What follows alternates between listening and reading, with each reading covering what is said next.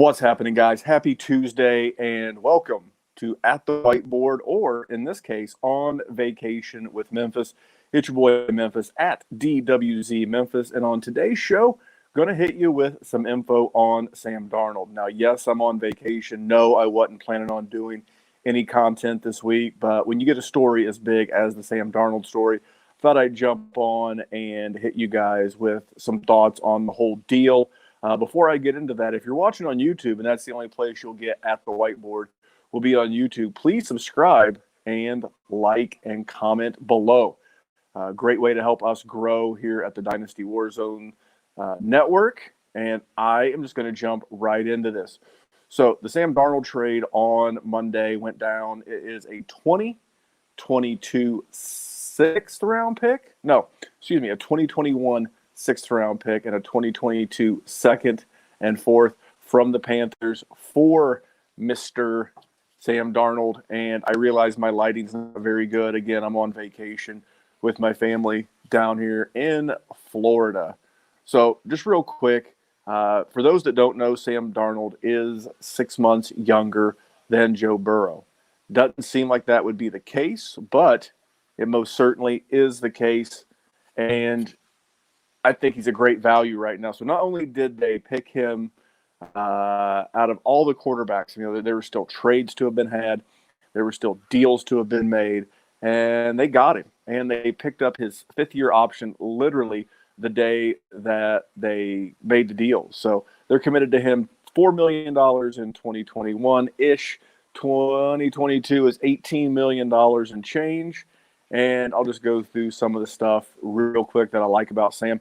Sam's still got elite physical traits. Got a good arm. He's mobile.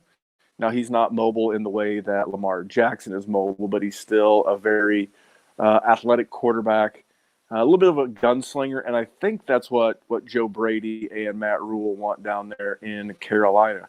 Now, if you believe draftniks like Mel Kiper Jr., like Todd McShay, and so on, a lot of these guys say that Sam Darnold, if he were in this class with Trevor Lawrence, with Zach Wilson, with Justin Fields and all these guys, that he would still be their QB2.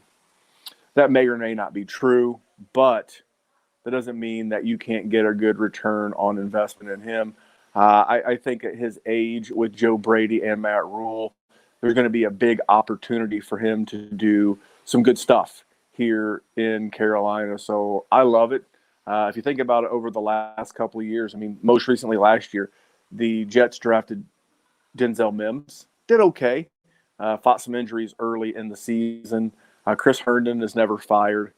Frank Gore was the starting running back for a stretch, and Jamison Crowder was in there. It was just a mess. Now he leaves that, and he goes to a pretty decent offensive line, one that could be fortified with the 8th overall pick in the draft, as well as DJ Moore, Robbie Anderson, who Sam's familiar with, and a superstar in Christian McCaffrey.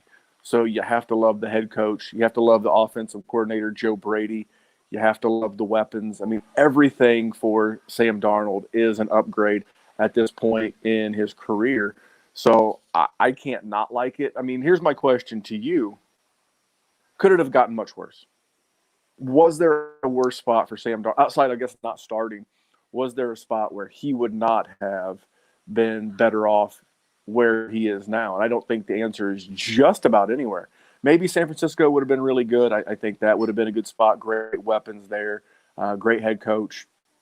But outside of Carolina, I can't think of too many spots that as a Sam Darnold fan, that I wouldn't be much more excited about. And just real quick on my way out of here, I want to keep this short. I'm running out of light. Teddy Bridgewater last year in this offense, Teddy Bridgewater was the QB 18. And he missed a game. So that was on a 15 game out of 16 possible. And Teddy Bridgewater in this offense last year scored more points per game than both Baker Mayfield and Jared Goff. So he was a QB 18, a middle of the pack QB2, very usable. And he finished 0.2 of a point less on a per game basis than Matt Stafford if you're going with ESPN standard 4 point per passing touchdown and 1 point per 25-yard passing. It's actually a very good offense. I think it's an upgrade for everybody. It's an upgrade for Sam. And just, I mentioned this when I did one of these similar as a podcast for my man Carson Wentz as an indie guy. Sometimes personality fit goes a long way. And I don't know that Sam was necessarily ever Mr. New York. I don't think he was ever going to be confused with Joe Namath and a lot of the people that have flourished in the NFL with the bright lights and big city of New York. And I think his personality will fit a lot better in Carolina there with the Panthers. And I'll just, it's not an apples to apples comparison, but if you look at Ryan Tannehill, he was a guy who came from Texas A&M, not exactly the peak of metropolitan lifestyle. And then he wound up in Miami, also with Adam Gase. I know that's the one common denominator you've been fed a lot of lately. But then he went to Tennessee, very similar to Carolina. My father was from Tennessee. Very similar lifestyle, very similar people, very similar media, very similar to Indianapolis where I live. And I just think it's a better personality fit. I know it's a coaching upgrade. I know it's a guys around him upgrade. And for those reasons, we had this conversation today in our Patreon, patreon.com/Dynasty Warzone, that if you were on the clock at, say, the 106 and a super flex, not tight end premium 106, 107, would you rather have Sam Darnold in Carolina? I think it's pretty obvious that Zach Wilson's going to the Jets, Mac Jones in Carolina, or Lance or Fields. And I think that the upside of Lance and Fields are certainly interesting.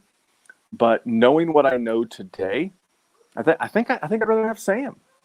Especially over Zach Wilson. Is he talented enough to overcome New York?